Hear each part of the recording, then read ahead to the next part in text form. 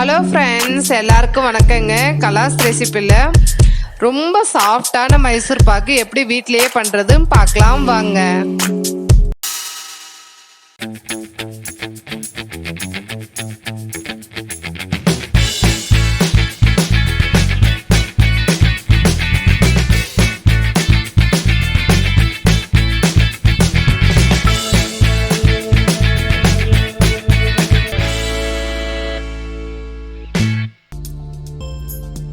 இந்த நெய்யை உருக்கிட்டு 3 கப் எடுத்து வச்சுக்கலாம்.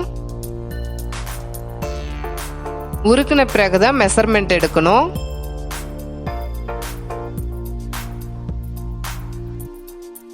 கடலை மாவு 1 கப் எடுத்து வச்சிருக்கோம். இதை ஒரு பவுல்ல சேர்த்துட்டு 2 குழிக்கரண்டி நெய் இது கூட சேர்த்து நல்லா விஸ்கில் கலந்து விட்டுக்கோங்க.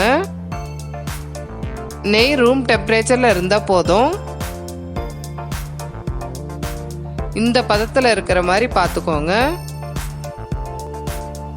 ட்ரேல கொஞ்சம் நெய் சேர்த்து ஃபுல்லாக தடவி வச்சுக்கலாம். கடாயில் 1 கப்பு கடலை மாவுக்கு 2 கப்பு சர்க்கரை சேர்த்துக்கோங்க. இது மூழ்கிற அளவுக்கு தண்ணி சேர்த்துக்கோங்க.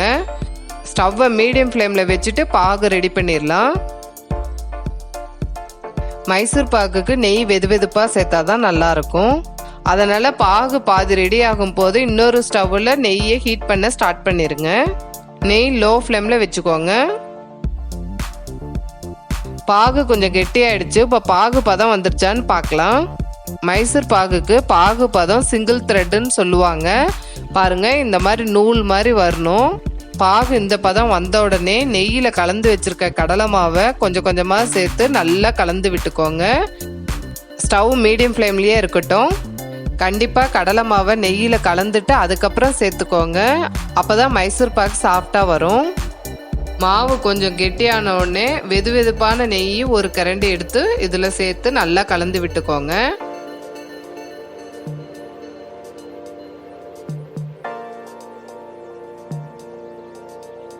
பாருங்க, எல்லா நெய்யும் மாவு இழுத்துருச்சு. உப்பை இன்னொரு கரண்டி நெய் ஊற்றலாம். மாவு முழுசா நெய் இழுத்த பிறகுதான் அடுத்த கரண்டி நெய் ஊற்றணுங்க. இல்லைன்னா பதம் மாறிடும். லாஸ்ட் ஆக ஆக கொஞ்சம் கொஞ்சமாக நெய் சேர்த்து நல்லா கலந்து விட்டுக்கோங்க.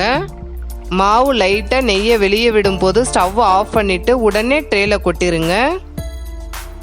பாருங்க, மாவுல இருந்து நெய் வெளியே வருது.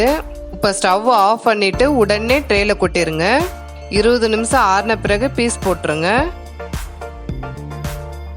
எல்லா நெய்யும் யூஸ் பண்ணும் அவசியம் இல்லை. நெய் வெளியே வந்த உடனே ஸ்டவ் ஆஃப் பண்ணிடுங்க.